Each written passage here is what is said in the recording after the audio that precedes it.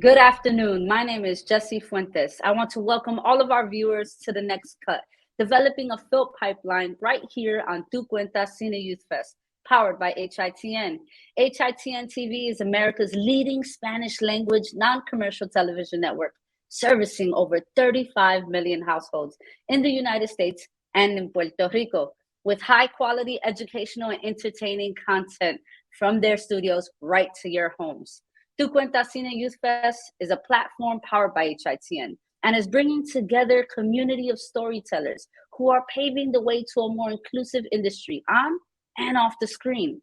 We invite all of our viewers to go to cineyouthfest.org to see the official selections of this year's competition and follow us on IG, where we will announce the winner on October 16th.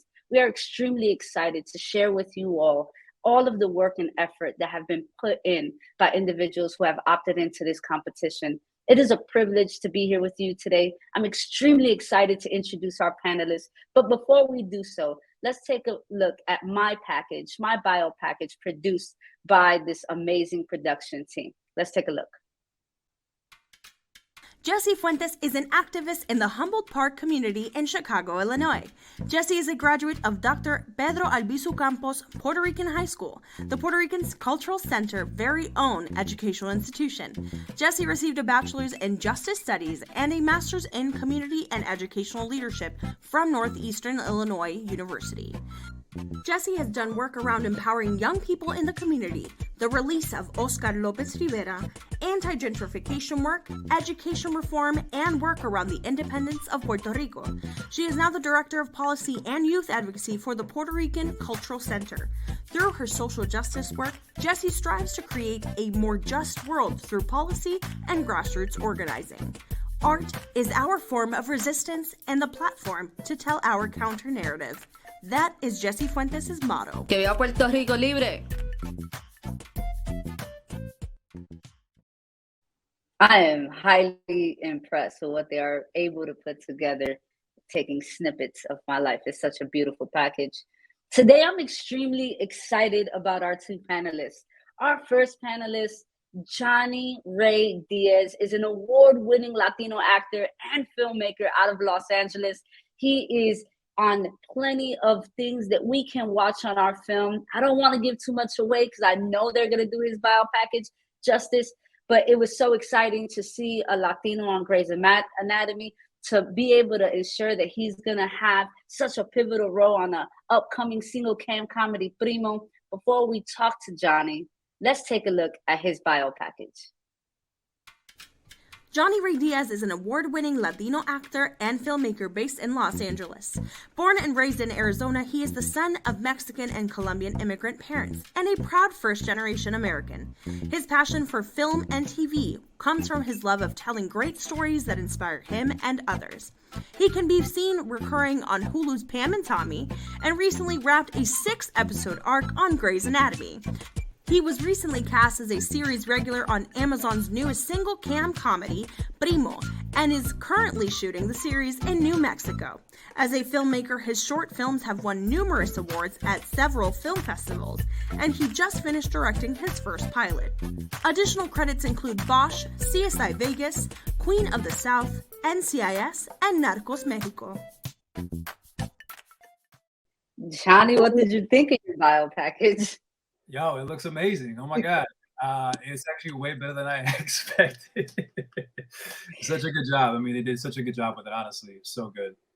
No, that's awesome. I must say, your role in Queen of the South, even in CSI, I was always super excited to watch you. I'm super excited for Primo. And we're going to get into all that you've been involved in and all of the things that you have coming up. But before we do that, let's introduce our second panelist, Yareli, who is an award-winning actress, writer, and producer, best known for her performance as Rosaura in Like Water for Chocolate, one of the most pivotal moments in my life watching that. But before we get into a conversation with Yareli, let's take a look at her bio package. Yareli Arizmendi is an award-winning actress, writer, and producer, best known for her performances as Rosaura in Like Water for Chocolate and as Lila Rodriguez in A Day Without a Mexican, a movie she co-wrote and co-produced. With more than 25 years of solid professional career, she has appeared in multiple television programs and films. Starting with Like Water for Chocolate, she has narrated a wide array of audiobooks. Some of her latest include A Ballad of Love and Glory by Reina Grande, Maria Hinojosa's Una Vez Fui Tú, The Empress, and American Dirt. Her TED Talk, Making the Invisible Visible, is a declaration of both personal and professional intents. Now a member of AMPAS, she earned a BA in Political Science and an MFA in Theater from the University of California, San Diego. It is such a privilege to share space with you today, Yareli. What did you think about your bio package? Thank you. It always puts it in perspective. You know, you think of yourself like, oh, you know, I've done 3 things in my life. I haven't done enough. And then you see the spread and it's like, you know, exciting. I like the generational, you know, kind of like it was way back when, you know, I liked it that they put NYPD Blue in there. I was like, that was my first serial show ever. Episode. Absolutely. And you've done such a phenomenal job. And we are so excited to have both you and Johnny here today. Again, this is the episode of The Next Cut, developing a film pipeline. Latinos and Latinas are taking advantage of the paradigm shift and viewing demographics, the profound changes in technology, and even perhaps the most telling, the Latinization of the US, to be able to insert ourselves into the media industry and to see how you all have made pivotal appearances as Latinos in the film industry, for me, is extremely important. And I also, again, stand in privilege to be able to be here in space today. We're going to dive right into this conversation because the viewers are not here for me, they're here for you. And so I'm just here to facilitate this dialogue and extremely excited to begin it. One of the first things we want to be able to talk about is there's an explosion of nonprofit and commercial institutions teaching classes, right? We are being taught acting, cinematography, digital editing, and audio production at the high school level, at the post-secondary level. I mean, even nonprofits are beginning to have classes in their after-school programming in this field, right? But are these the skills needed by young Latinos and Latinas, right? And that's the question I pose to you. Are these the skills needed? Should they be learning about cinematography? Should they be learning about acting? Or is there something else that we should also be prioritizing as we are investing in these resources? Yareli, I'm gonna kick it off to you first. This was a very interesting question as I'm listening to you pose it. Yes, there is a drive to teach people how to do things, right? But and I applaud it, and I think that how to is meaningful and it makes a lot of sense once you know what for. And I think that those two go hand in hand. It's not like learn how to do something so that then you will know what you want to say or what you want to talk about. I think those two need to be happening at the same time. So I think throughout the ages of humanity, the drive to want to say something, to share a perspective that is truly yours, that you don't think is being talked about, that is not the mainstream, is there. How to do it? There's many ways of how to do it. I mean, is it going to be a film? Is it going to be a music? Is it going to be a book? Is it going to be? So you need to learn all of that. So I don't want to put down the how to and the effort of all of these organizations to be out there. I just think that dialogue sometimes gets cut into expertise of the how to versus let's dialogue to come up with what are you going to talk about with your newfound skills. Yeah, absolutely. I completely agree. Johnny, what are your thoughts? Yeah, I think that's a really good point too. And I think at the end of the day, we're here to tell stories, right? And what story is compelling to you? What is your voice? What is it that you want to communicate to the world? Whether it's about your community or your culture or all those types of things. But also, the landscape has changed. I think now having those skills or learning those skills are equally as important, because nowadays it's not you're not just an actor anymore. You can write, you can produce, you can create your own projects and your own content, share those stories that you want to tell. So I think having knowledge in all those fields only makes you more valuable to tell those stories. I mean, just thinking about how much it's changed now, it's so accessible to, being able to create a film on your phone, where that wasn't a thing 15 years ago. You know what I mean? So I think that's made it more accessible for everybody to be able to do that. And I think it shows how much value it is as well, is where you can get these stories out there also immediately. You can put them online, you can share them with friends and family, you can put a short film on Instagram, I think that whole landscape has changed, and the idea of like just being sort of good at one thing, it's not really, I'm not saying there's no value in that. It's just that that landscape has changed. Absolutely. And I think Yareli brings up such an important piece, right? It's great to have the very technical skills, right? It's awesome to be able to understand the acting, the cinematography, but being in dialogue, right? That very collective piece and being able to be in community and share those lived experience often make the profound difference, right? And when we're thinking about the things that are being taught, both in academic settings and in the community sense, we are teaching the technical skills, but are we also teaching the relationship building required in this industry? Are we also teaching the reality of what it would mean to also ensure that these spaces get the representation of Latinidad correct, right? And so all of those things are a part of the conversation, Yareli, and that's why I appreciated that piece about the dialogue is so important. And I can imagine that both of you have participated in those collective spaces that have also informed your role, correct? And so, go ahead, Yareli. Well, yes, I am a person that thinks that we shouldn't be putting out, because it's, especially like Johnny said, it is so easy today to grab your phone, make the film, et cetera, but don't be that quick to do it unless you know what you're going to say and why are you doing it, because otherwise we just contribute to the noise, Sure. So in order to not just make noise and add to the dialogue, we need to be, as Jessie was saying, and I started out talking about dialogue. So how are you in dialogue? I think that we need to learn that. That's a skill, how to listen, because we don't listen thanks to, Facebook, Twitter, et cetera. You can just, run off your opinion. And it's like, oh gosh, don't you wish you could take it back, right? And you probably, have been there. And I'm telling you, it's like, how do we teach, like, Sure.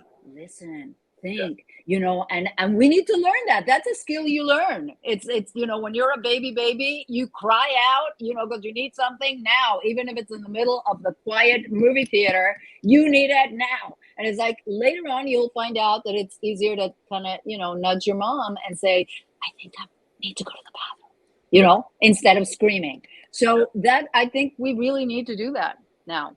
And there's people who know how to do that, to teach you how to do that. Absolutely. I think we need them back in the room. Absolutely, absolutely. And the 21st century foundational skills to succeed in this digital age, communication, collaboration, critical thinking is what we're talking about, right?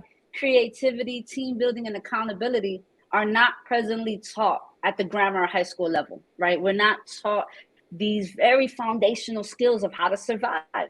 Yet filmmaker, from novice to expert, insists that the above skills are still critical, right, to developing a good individual in that group process. So how did or do you confront this challenge of not being able or not being taught those very foundational skills, but knowing that it's extremely essential?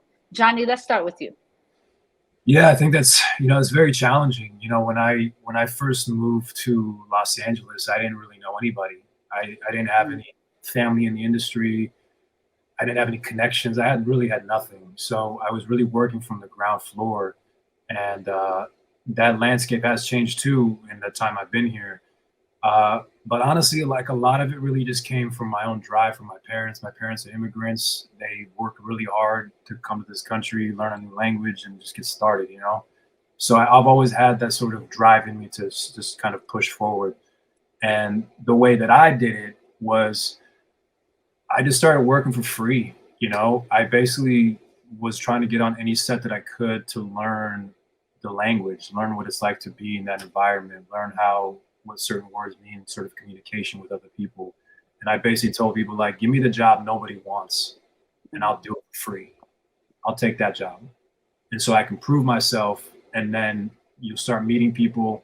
And I think Yareli can speak to this. Like, it's eventually you start meeting people, getting to know how things work, understanding the industry, and you kind of just take it from there, and you learn along the way about trial and error. And I wish I had somebody at the time that sort of mentored me or told me this is how things work. I didn't have that. So it can be very challenging now. I would say for the younger generation, if you have somebody that can mentor you, that can guide you along the way, especially if you want to work in this industry, give you advice, it would save you a lot of time and a lot of headache for sure. But that's sort of the way that I personally got started. It was a lot of just drive and hunger, and like, I'm going to keep trying to do this, even though I have no idea how any of this works. And eventually I'll figure it out, and it'll make sense to me. And that's kind of how I got started, Johnny, you just said something so beautiful and deep. You didn't have mentors, but you did. You had your parents, sure, who, in a sense, had that immigrant spirit. And what is that immigrant spirit? Is I've uprooted myself from everything that I know, where I can be comfortable. And okay, here we go with everything, every single day, saying yes to things, And I think that that's an important part of the skills that we need to learn, to say yes. I mean, it may not be a fancy job. You're not the principal. You don't start out by being, the principal lead in anything. You start out by just being around it, right? And your disposition, I mean, that spirit of I call it immigrant spirit, but it's immigrant spirit in any which way. It's not, you don't need to, move from a country to another to have it. It's like you're moving into a new industry, into a new city, into a new something. Get there with a drive, with a smile, with help out, and offer yourself up, and just kind of be around, listen deeply. Like I said before, we need to learn that skill, to just kind of grab onto everyone else's dialogue, learn from just being there, observing. You don't need to be the smartest person in the room right away. Maybe you'll get to it, after you have listened and incorporated your life experience into what others are seeing, and add to the dialogue. Remember, I don't want noise. I want true dialogue, right? Yeah. So I think that's the way you do it. You say, I remember when I started out, I had an urgency to say things. So what I didn't see anything being said. When I was studying theater, a lot of the plays that we put up, were plays that were, incredibly written by the masters and an honor to work on, but they were kind of from the past. And I was in an urgency to talk about the present. So I kind of went out and gathered my little troupe, of political theater activists, and got on the streets and tried it out. I mean, when my mother talks to me right now, talks to me now and says, you've come a long way, Yare, because your first stuff was really rough. I'm like, I know, I don't want to remember, but I don't want to forget the drive of like, get out there and scream. Of course, I was a shouty actor. You know what I'm saying? I'm like, we need revolution now. This is situation. And then you learn that later on, maybe in A Day Without a Mexican, I came through, that spirit was there, but with skill, with know-how, you learn how to say it in a different way. And maybe a wider market, a wider number of people listen, right? But the drive, really don't kill it. Make your notes. I have tons of notebooks on all of those ideas. But I did make myself go to class and go to what my professors were asking me to do and what others were saying, let's try it this way. And I said yes, and I think that's what, it gets you places. I mean, like Water for Chocolate was not like Water for Chocolate when it started. I mean, it was this, incredible book that I read, and that I kind of went to Mexico City to, audition from. I was in San Diego at the time, and I loved it. And I said, this story needs to be told, et cetera, et cetera. 3 years later, in a rough kind of production that was very highly independent, and I'm talking 1991, and there we were in Piedras Negras, Coahuila, off, in this little tiny town, Del Rio, Texas, on the other side. And God knew what was going to happen. But as actors, we were like willing to be out there in the desert telling it, and look at what happened. Yeah, absolutely. And we know that the art forms are also an act of resistance, right? I think about here in Humboldt Park, a community that's rapidly being gentrified, families being displaced. I mean, I went to 7 elementary schools that tell you how gentrification uproot you. But what I remember about those moments is how art, theater, and production were a part of our experience to tell our counter narrative, right? And I think what is not often taught is the power of voice, the power of the counter narrative, the power of telling the story. And often when we assume spaces in this industry, it's extremely important for us not to forget that, right? It's extremely important for us to remember that our voices and our lived experiences matter, and that no matter what show we audition for, no matter what movie we audition for, we remember that we bring our lived experiences to the forefront, right? And that can't be taught. Often we learn those things in community, in dialogue with one another. And that's why I'm appreciating what you guys are saying so much. But let's talk about something extremely important, right? It's the work that we produce, the work that you all are engaging in. Do you see your work as perpetuating culture? Yareli, let's start with you. I assume that when you say perpetuating culture, is culture as is right now, right? Correct. Because of course we perpetuate culture by creating culture. I mean, this is a situation we need to understand, but it's like we need to fill in the holes of the past culture, what it has not seen, and of course we are in a sense recreating what we know and where we come from, but what the stories that have not been told, the narratives that have not been told, will surprise others as new culture. And maybe it's not new culture, it's just you hadn't seen it, and I'm making you and helping you to see it. There's a book that I just want to recommend to all our people who are watching right now, and it's called Ways of Seeing by John Berger.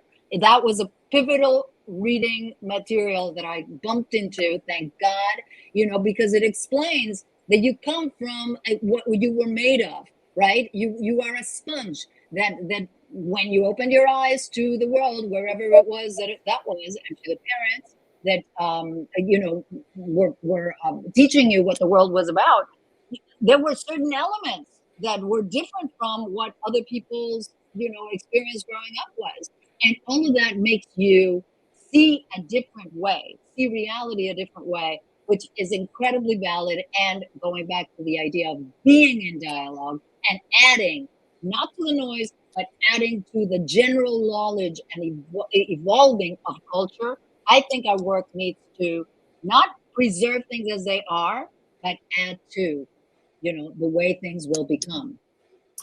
Yeah, and I totally agree with what Yareli is saying, because, there are so many stories out there, and you touched on something that basically was saying that, like, maybe that story existed, but people are like, oh, this is new. It's not necessarily new. We just haven't seen it yet, right? And I think that's a really important thing to talk about, because a lot of the things that are out now, or things that you see, there are a lot of Latino stereotypes, right? Oftentimes they could be playing criminals. I know I've played my share of those. Maids, things like that, gardeners, landscapers, and obviously we're so much more than just that. And you're starting to see more content that starts to kind of go away from that. And it's not that those stories aren't new; it's just that we haven't seen them before. When I was growing up, my only frame of reference watching TV was either novelas or whatever's on TV, and whatever's on TV was only, mainly white actors. So oftentimes it's hard to relate to that, because that's the only thing you see on TV, and you kind of have those two tokens. But what I think is beautiful about what's happening now is we are seeing all these other Latino stories coming out. And for example, the new show that I just worked on, Primo, that's a full Mexican family living in San Antonio. The beauty about that is it just shows this family growing up in Texas, and sort of like a coming of age story, dealing with familial constructs and what that's like growing up, being in a Latino household, without necessarily putting such a big emphasis on, hey guys, we are Latino. We want you guys to know that and see that, because the reality is it's not necessarily all of the population. It could be, we just happen to be Latino, and this is the life we live. So I think it's really beautiful to see stories like that starting to emerge, that have always existed, but we're actually getting to see it and tell those stories. Absolutely. Yeah. Can I just add one thing? You mentioned you played your bad guys and criminals, etc. Of course, I played the moms, the maids, etc. And my problem was never with the moms and the maids and the working class. I mean, these are beautiful people that make our community run. Totally. The problem was, I want the maid to be the main character. Sure. I want to hear her story. It's a little bit more interesting. Yes, you've heard her say, here it is, sir. What can I serve you? Which is, yeah, it's true. It's dialogue that character would say. But you know what? I want to hear the whole thing. Where does she go home to after work? Right. So that's the thing, is who do we focus on? Mm-hmm. And now the time has come to, kind of demand that the focus on that script be in a different place, because Absolutely. Maybe the character existed, right, but we didn't hear the story. That person exists somewhere in the world, and they have a story to tell. So yeah, Johnny, and I'm interested, right, because you understand the experience of what it means to watch Latinos, and not necessarily be represented the way we would want to see, right? And also playing the very roles that have been typical for Latinos in the industry. How do you strike the balance, right, between playing those roles and also understanding that we must continue to be critical and create roles that are truly represented? And I asked that question because I almost feel excited about what your future looks like and what you plan on creating. Well, it's a couple of things. I mean, Yareli talked about it too, but my feeling on a lot of the roles is that this person exists. This is a real breathing human being that exists somewhere in this world right now, and I'm telling their story. Whether there might be Hollywood cliches or stereotypes, this person exists. So let me do it justice and play this character as well as I can. And unfortunately, there are moments where that's sort of the path career-wise, where it seems at times, especially, it's changing now, but years ago, you had to sort of play these characters until you've sort of built enough momentum in your career where you can start doing things that really maybe intrigue you, or playing different types of characters that are not necessarily, let's say, the criminals or whatever it might be, or Latino stereotypes. And that's sort of like the path that you have to navigate in Hollywood. Unfortunately, sometimes it's sort of a game, you know? But the beauty of that is now you're seeing all these other opportunities come where you see all walks of life and just diversity on behind the camera, in front of the camera, like those opportunities start to exist. And it's beautiful. And then the other thing too is, as a filmmaker, you can create these opportunities for yourself and for others. You know, that wasn't as easily accessible in the past.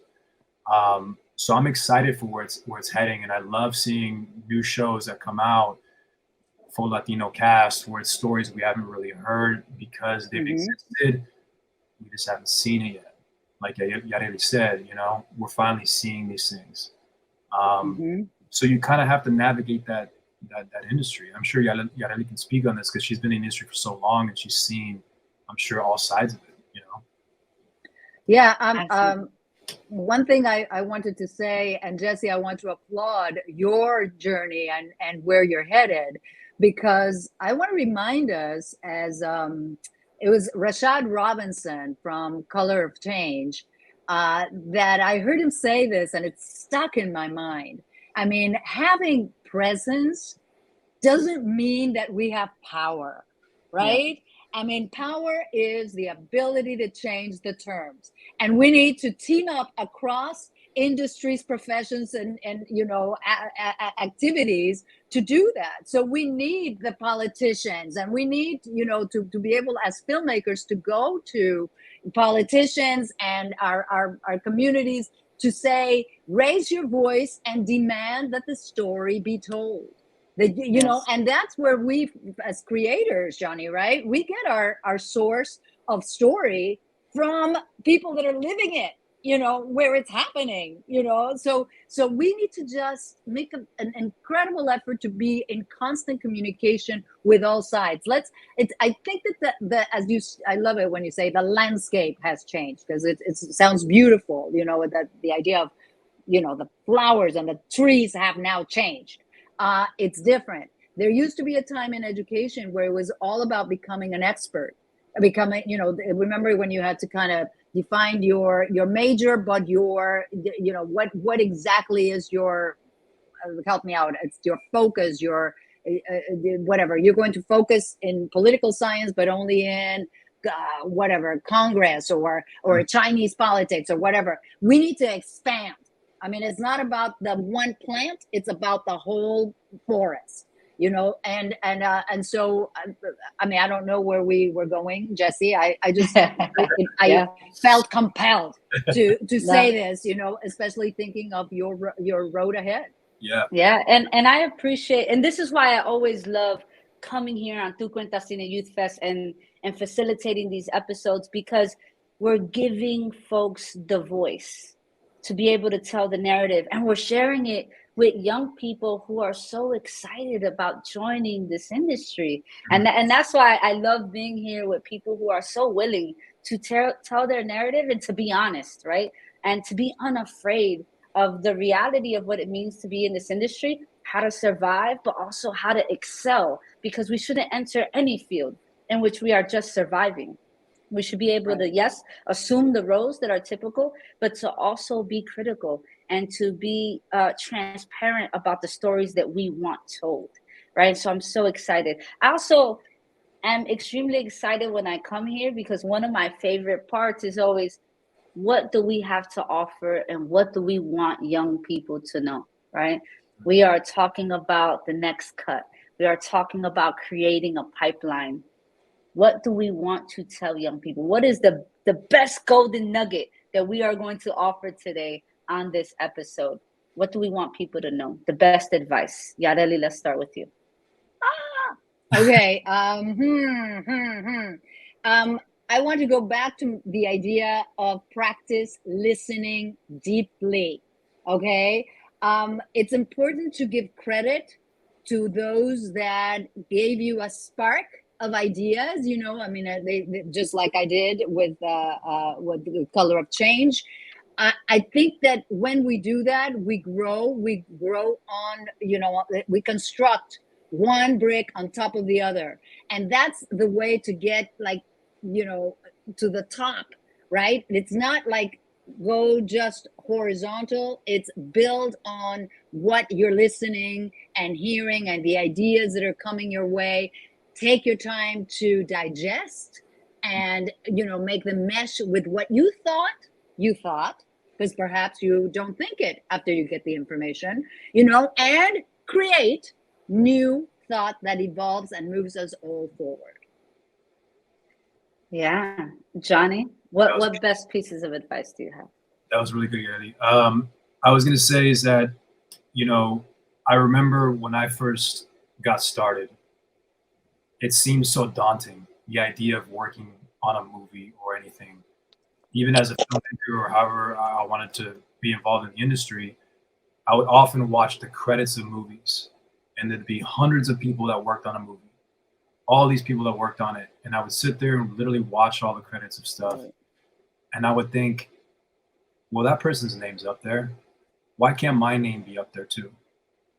I kept thinking that idea of like, well, they did it somehow. Like, I don't know what their story was. Why can't I do it?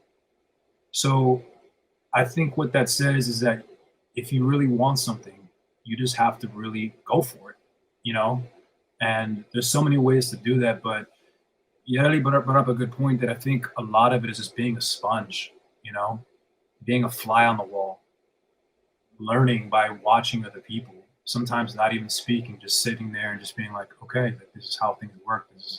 This is what I want to do. Like, let me watch people do what I want to do and learn from them. So the biggest thing I would say is you have to just go after it. As daunting as it may seem, as far-fetched as it might be, I want in my life, I thought too, like, I'm never going to be on a TV show. Like, that seems impossible.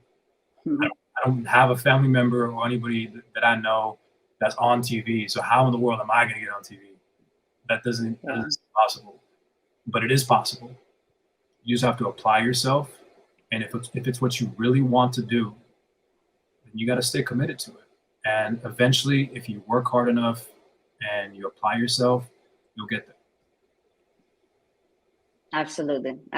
And often we enter these spaces, whether that's in electoral politics and running for office, or whether that is writing for a film, or whether that is production or acting.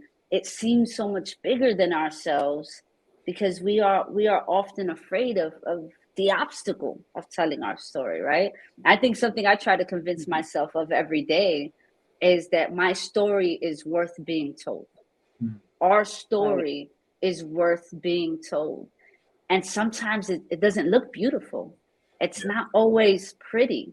And it doesn't have to be, right? Because it is in the flaws and in the nuances and the obstacles of our lived experience that makes this all worth it, right? It is the very essence of this show. Tú cuentas, you count, you matter. Our story matters, right? And this film festival, this is what it's about. Having you all join us today as we are amping up for the announcement of the winner. That is the very center, the core of what this is about. That's why I am so excited. It has been an extreme privilege, Yareli and Johnny, to be in conversation with you both and to have us share your lived experiences. I also want to know, where are you going next? Just give us a minute of where are you going next before we say our final goodbyes. Johnny, let's start with you. In terms of work stuff, is that kind of more just? It could be work, it could be personal. Share it all. At this rate, our audience knows you. I think right now I'm making a lot more shift into producing and directing things, telling more stories. And right now I'm working on a feature film that I'm producing with somebody else, and looks like we probably got the funding for it already. and I'm excited to say that there's going to be a lot of Latinos in the film. And that's something that I've always been passionate about, is not just being in front of the camera, but also being behind it. So right now I'm in the process of that. I just finished directing a pilot, and I'm going to start trying to pitch that out too. And honestly, I just love telling different stories, having people around me that I know are so talented that don't get the opportunities that they know they deserve, and putting them in things that I want to tell. It's something that's really important to me. Yeah, that's kind of where everything's at right now. I'm so excited for you, Johnny. I'm so excited for you. Yareli, where are you headed next? I'm headed to a place I've never been before. I actually finished my novel, the first novel that I've written or attempted. Of course, I've written screenplays and I've written plays for the theater, but this was a different exercise. And it was, I went into my bubble, and I thought, this is a personal story. It's called The Story of Why, as in Yareli, but the story of why, as in why did it happen this way? So I'm now navigating this world of literary agency, and which is a whole other monster, but related to the monster that I know well of production in film and theater. I think that I wanted to say that to everybody. You need to find your way at the time that you're at. Right now, I've been doing a lot of audiobooks, right? And I think that's what kind of inspired me. I love the idea of having this novel that doesn't need anybody to tell it. It's okay for production, and it's green lighted. I'm like, I don't care. I finished it. It exists. And that's sort of like, well, it doesn't quite exist yet until you put it out there in the distribution pipeline. So that's what I'm doing right now. But I just want to say with Tu Cuentas, remember that Tu Cuentas is you matter, but Tu Cuentas is you tell it, right? Yeah. And I love that. That's right. Yeah. That's right. Yareli, Johnny, it has been a privilege to have you all here. It has been such a great conversation. Thank you again for joining us here on the Next Cut Film Pipeline. You all have a beautiful day. Thank you, Jess. both. Okay. Thank you. Thanks so much, Jess. Appreciate it. What a privilege to have Yareli and Johnny here with us, giving us all of their best advice and lived experience on what it means to be in the film industry. I am Jessie Fuentes. It has been a pleasure being your host. I want to remind everyone, please visit our website. The winner of the film festival will be announced October 16th. Visit cineyouthfest.org. Don't forget, follow us on IG and all of our social media handles, because we want to be in celebration on October 16th with the winner of the film festival. And again, thank you all for joining us here today. And I want to give a huge thanks to our sponsors. Let's take a look.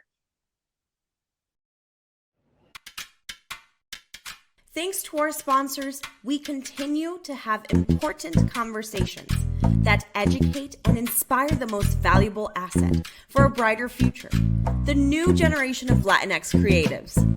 Visit cineyouthfest.org to find out more, because tu cuentas.